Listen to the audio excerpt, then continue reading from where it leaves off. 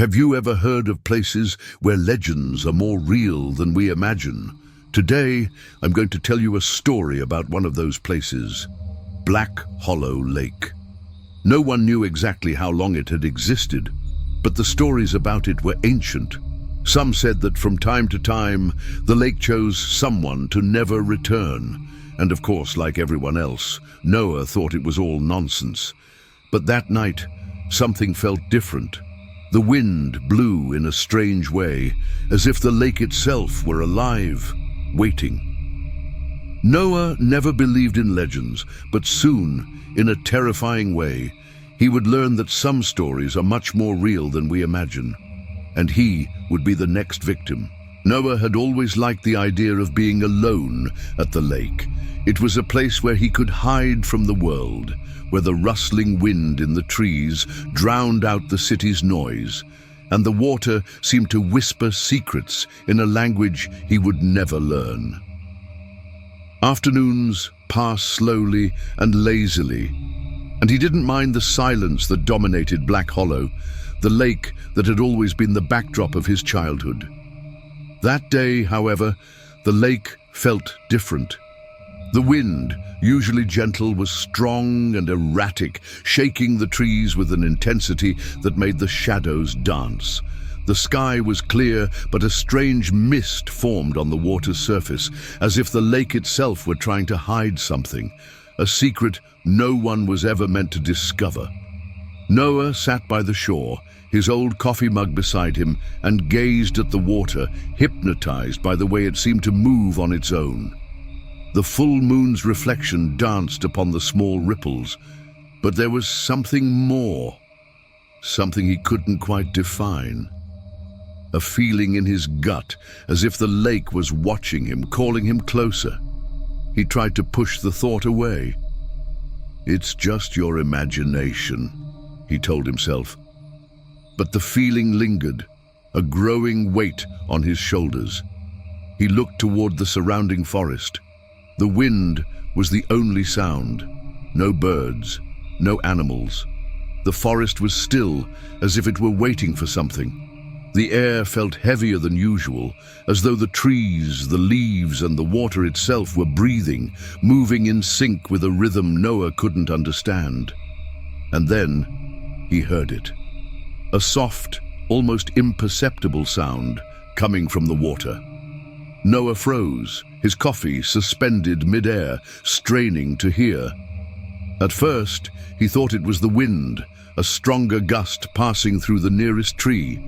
But then the sound came again, and this time it was clearer.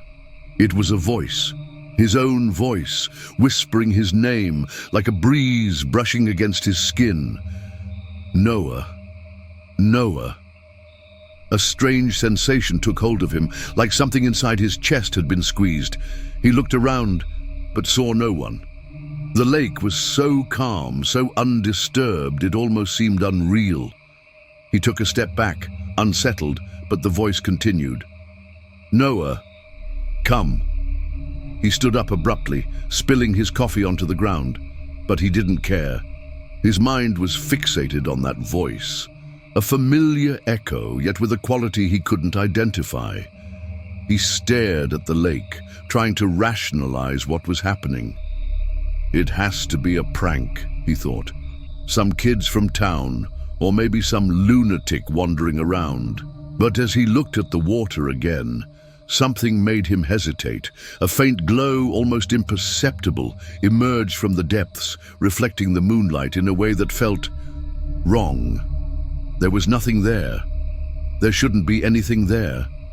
And yet, Noah couldn't look away from the water, which seemed to shift and breathe in an unnatural way. "It's just my mind playing tricks on me," he muttered, trying to convince himself. But when the voice spoke again, this time stronger, clearer, he could no longer ignore it. The water began to stir, tiny ripples spreading outward from an unseen point. The once still reflection of the moon distorted, as if something beneath the surface was moving, rising. The glow, once faint, now intensified, forming a thin line of light stretching upward from the water. It was as if the lake was opening, revealing something hidden, something that should never be seen. "Noah," the voice whispered again, and this time it sounded urgent.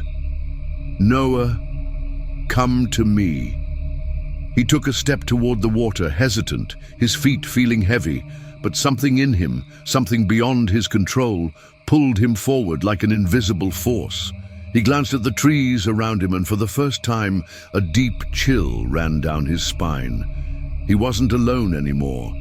The forest seemed to shrink, closing in around him, and the lake, with its unnerving stillness, stretched into infinity. He didn't know why, but something compelled him to move closer to the edge. He knew he should stop, that he should turn away before it was too late, but his feet kept moving, dragging him toward the unknown. The voice continued, calling him, soft and insistent like a familiar melody. He had heard it before, somewhere. But where? The water was now inches from his feet. He looked down, and for a moment he felt something staring back at him. A shadow formed on the surface, something shifting slowly beneath the water. He leaned in, trying to see more clearly, and that's when he saw it. A pale glow, like the reflection of something alive, rippling beneath the surface. Something was moving down there, something that shouldn't be there. The water breathed, the waves forming tiny whirlpools, and Noah felt a pressure, as if the lake itself was holding its breath, waiting for him. And then the shadow beneath the water moved, suddenly, and for the first time he saw what had been waiting for him in the darkness. It was a hand, pale, decayed. Its long, thin fingers stretched out of the water as if reaching for something or someone. Noah froze. His heart pounded violently, slamming against his ribs as if trying to escape. Before he could react, the hand moved, rising toward the surface. And that's when he realized there was more than just one hand. Something was down there, rising, preparing to come out. He felt pressure around his ankle, an invisible force pulling him downward. He gasped, his breath cut short as he stumbled back, his body twisting in panic. The moment his foot slipped, icy water swallowed him whole, dragging him beneath the surface. His eyes shot open in terror as he struggled, kicking wildly, trying to swim, but the force was too strong. Something was pulling him down into the dark, endless depths of the lake. He no longer knew if this was real or just a nightmare, and before he could do anything, the water closed over him. For the first time in his life, Noah knew he was lost. The world was a whirlwind of shadows and ice. Noah didn't know how much time had passed since the water had dragged him under, but what he felt wasn't the weight of missing oxygen or the pain of his muscles struggling in panic. It was something far worse, something indescribable. The bottom of the lake wrapped around him like a cold, suffocating blanket, making every movement heavier, more useless. His mind was clouded, his thoughts fading with each second, as if the water itself was absorbing everything he was, everything he knew. He was no longer sure if he was still awake or if what he was experiencing was just a nightmare. He tried to scream, but the water swallowed his voice before it could escape his throat. His chest was compressed, his lungs burning for air, but there was something else, something strange, something right, as if it was inevitable, as if the lake itself had swallowed him on purpose, had chosen him, and now he was part of that vast and deep void. He was part of something much greater. Noah tried to move, but his arms and legs seemed trapped. Something was holding him with a strength he couldn't comprehend. He tried to pull himself free, to fight against it, but the more he struggled, the more it felt like the lake was embracing him, like its depths were the only real thing left.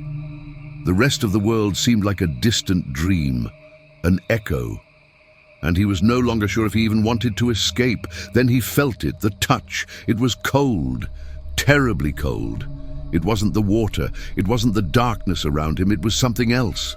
something touching his skin with long, soft fingers, almost gentle, as if caressing him.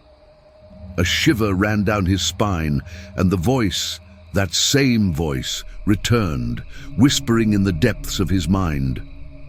"You're almost there, Noah. Almost." He tried to open his eyes, but the darkness was dense, as if the water itself was a veil of shadows, suffocating any light. He could feel the pressure around him, a pressure that wasn't just physical, it was psychological. The lake wasn't just a place, wasn't just water, it was an entity, a presence, something alive, something that fed on him, on fear, on anguish, on the struggle to escape. He was being consumed. He swallowed water, feeling it enter his lungs. The pain was instant, but not as strong as what he felt when his mind began to lose the battle. Panic took over him, a wave of terror that made his body convulse, trying to break free from whatever invisible force was holding him. But all he achieved was sinking deeper into the abyss. He no longer knew where he was going. He didn't know if he was rising or falling, if there was still a way out. And then he sank even deeper. He didn't know what awaited him, but the silence was becoming deafening. He could no longer hear the sound of the wind or the distant noises of the town. There was nothing left but the water, the cold, and that oppressive presence that seemed to know him, as if it had followed him his entire life. That's when he saw it, or rather felt it, a presence before him in the depths. He didn't see it with his eyes, but with his mind. Something was forming there, something that had a shape, but at the same time did not. A figure made of darkness, something that existed beyond human perception, something that didn't conform to the laws of reality. And at the center of that form, he saw a pale glow. It was weak at first, but shone like a beacon in the absolute darkness, and soon the light grew, taking the shape of something else, something he recognized. A human figure, or what was left of it. The body was skeletal, with pieces of flesh hanging like rotting meat, hollow and empty eyes. But the most disturbing thing was the smile, if that could even be called a smile. A twisted expression of pleasure, of something that didn't feel human, but fed in an even more horrifying way. The figure approached, its presence dominating the space. Noah tried to move away, but the lake held him tighter. He couldn't move, he couldn't escape, and the figure never stopped smiling. "Are you afraid, Noah?"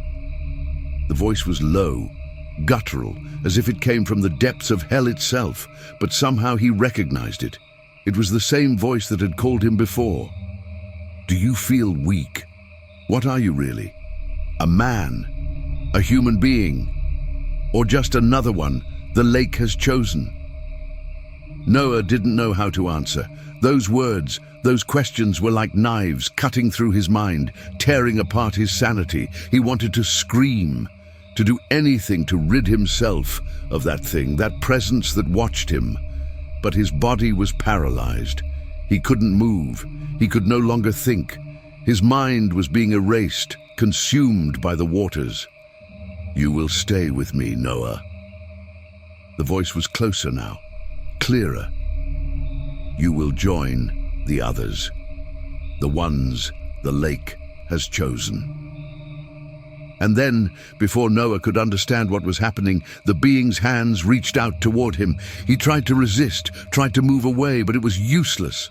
The hands touched him, and when they made contact with his skin, he felt his soul being ripped from his body, like something small, a fragment of nothingness being pulled into the abyss.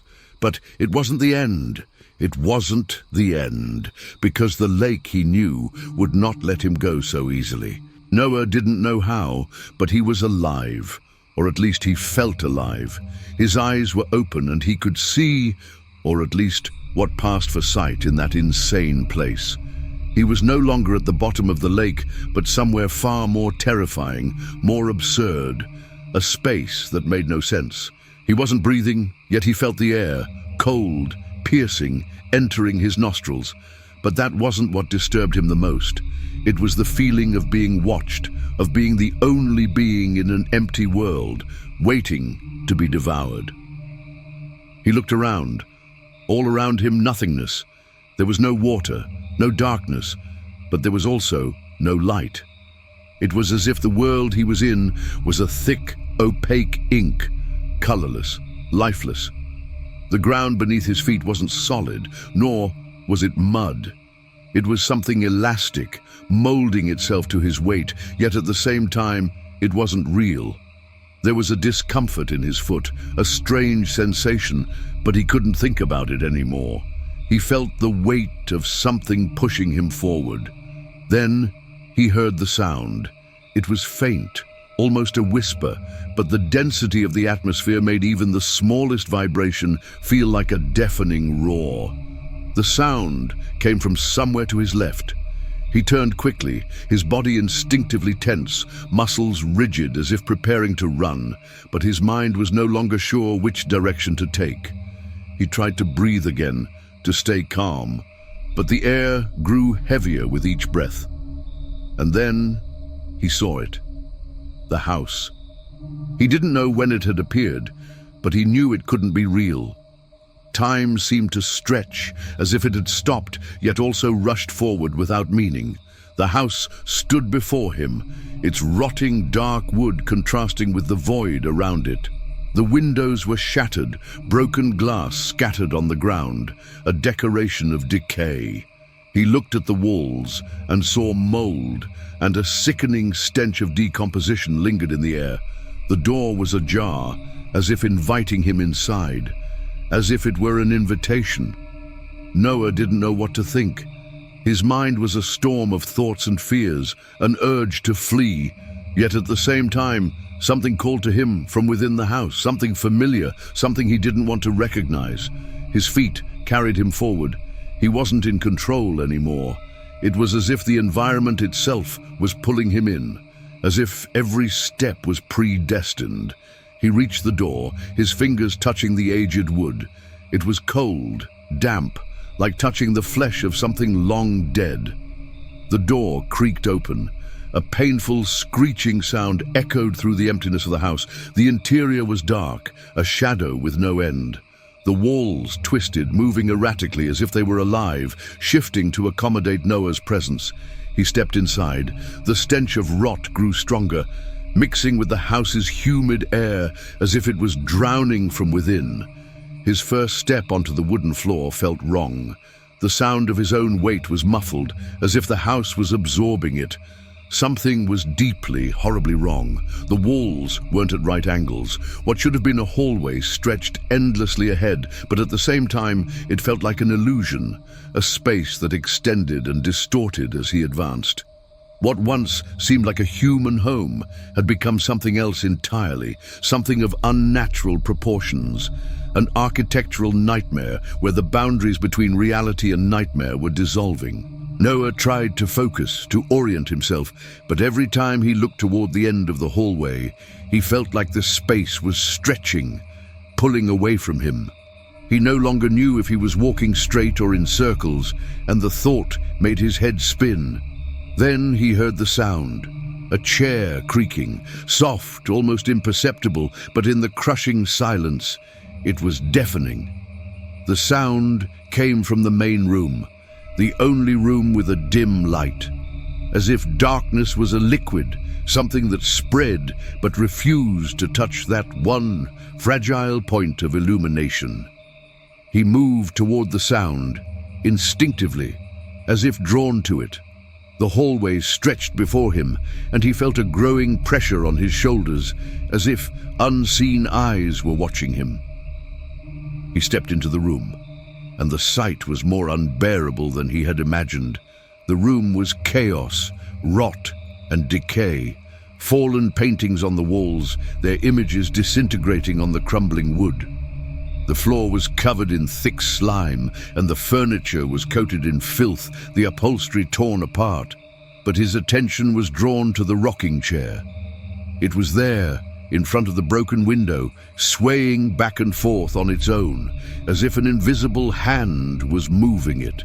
The sound of the wood creaking echoed through the room, a sinister, rhythmic noise that made the air feel heavier, thicker. He didn't know where to look first. The whole place felt like it was about to collapse, and his sanity was slipping. Then he heard it, his name.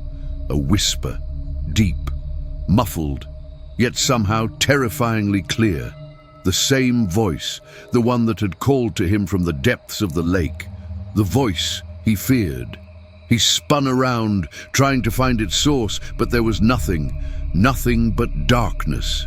His heart pounded in his chest, but his mind was blank. Something was about to happen. He knew it, but he didn't know what. Fear spread through him, and the voice spoke again, clearer now, closer. "Noah, come to me." He no longer knew where he was. He no longer knew if he was still human, if he was still real. He took a step back, but before he could react, something pulled him. Something invisible, but impossibly strong. He was dragged toward the rocking chair, his hands reaching out, grasping at the splintered wood, trying to hold on. But it was too late. Fate had caught up with him, and deep inside, he knew there was no escape. As Noah stepped away from the rocking chair, the weight of the darkness increased.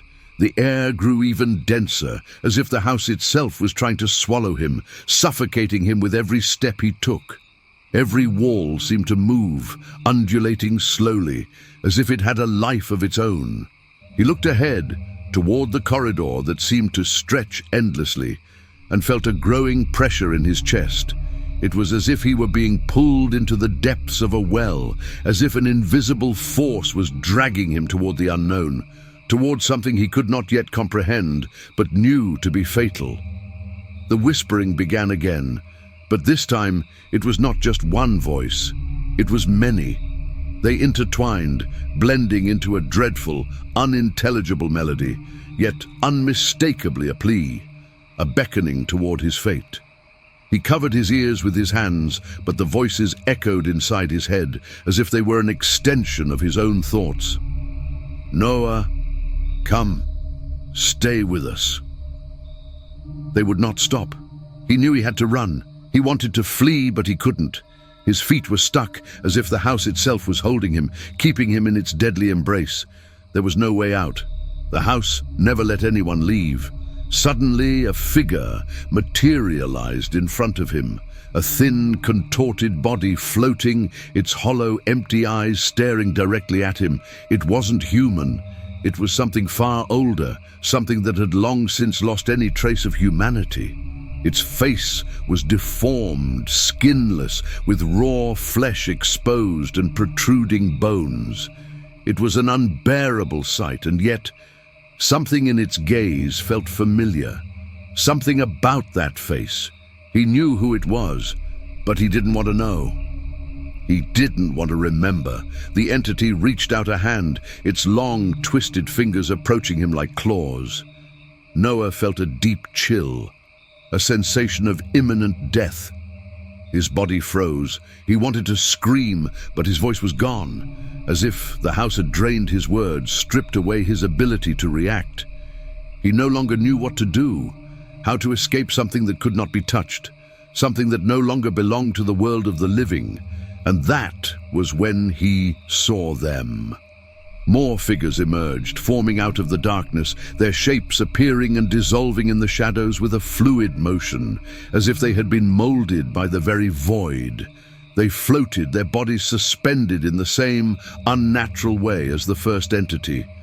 Some had faces covered in layers of disintegrating flesh, while others were nothing but skeletons, their bones visible beneath scraps of rotting meat. They were there, somehow standing in a line of undying silhouettes, each one staring at Noah, each one waiting for something. He forced himself to take a step back, trying to put distance between them. His body trembled with fear, and his mind was on the verge of breaking. He couldn't process what was happening. These beings, these figures, were the others, the ones who had been lost to the lake. But how? How could they be here?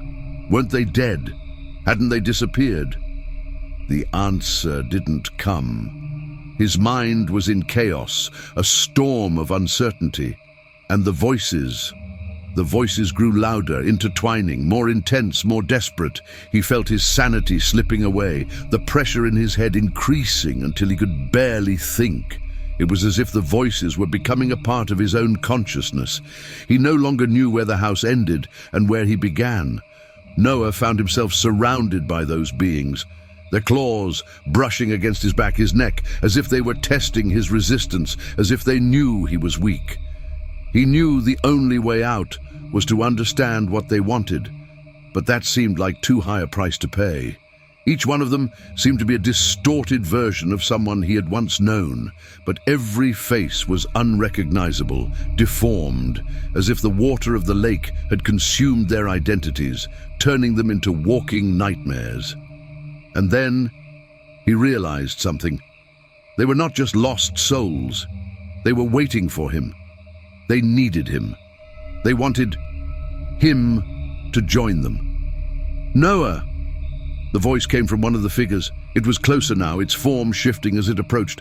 "Stay with us. Stay here, like we did. The lake brought us. It always does." He felt the panic tighten around his throat. The words were like a death sentence, an invitation to damnation that could not be refused. He no longer knew what to do, but something inside him rebelled against the thought of becoming one of them. His will to live, to escape, was stronger than the pull of the house, stronger than the crushing weight of that oppressive presence. And that was when the final voice spoke. "Choose, Noah, stay with us," or the air grew heavier, the eyes of the entities glowing with a grotesque intensity. "Or you will become like us. You will become part of the lake." He tried to step back, but his legs were weak, his movements sluggish.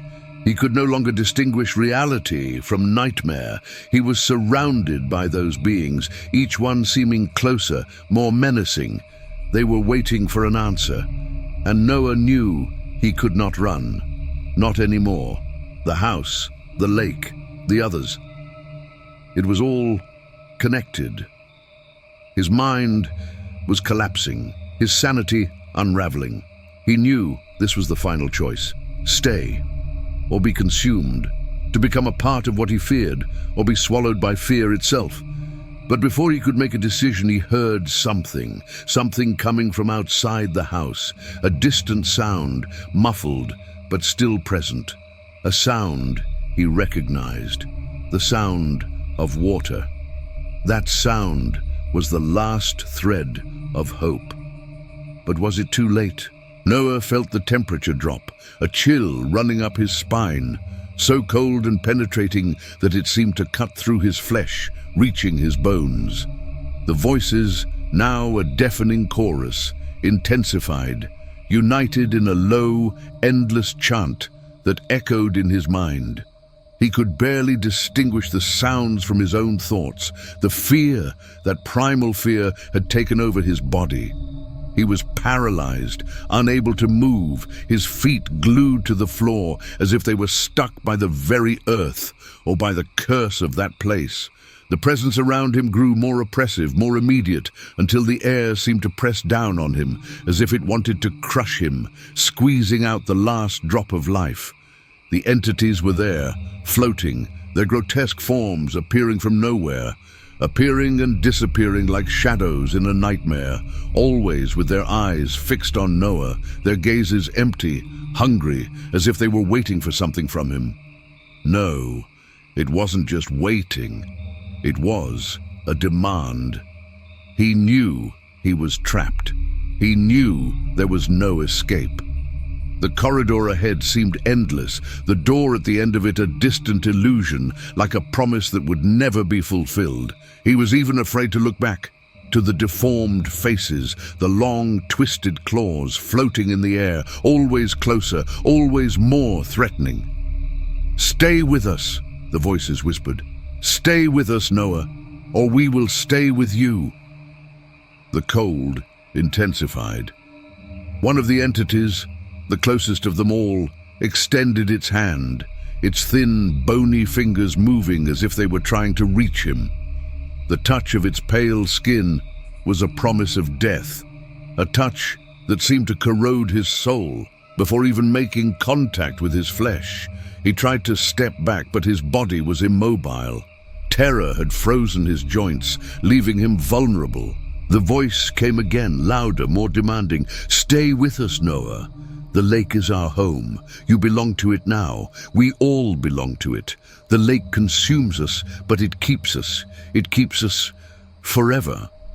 That was when Noah realized the words of the entity weren't a mere suggestion. It wasn't a choice.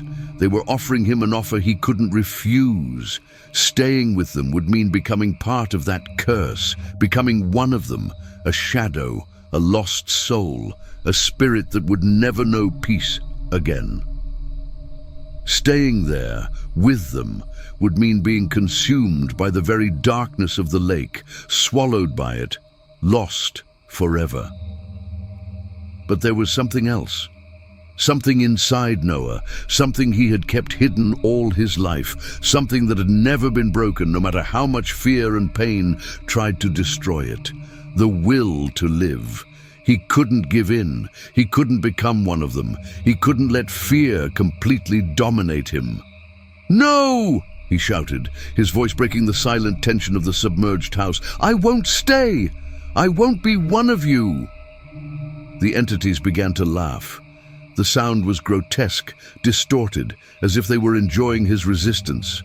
They drew even closer, their claws almost touching his skin. "You have no choice, Noah. The lake chooses.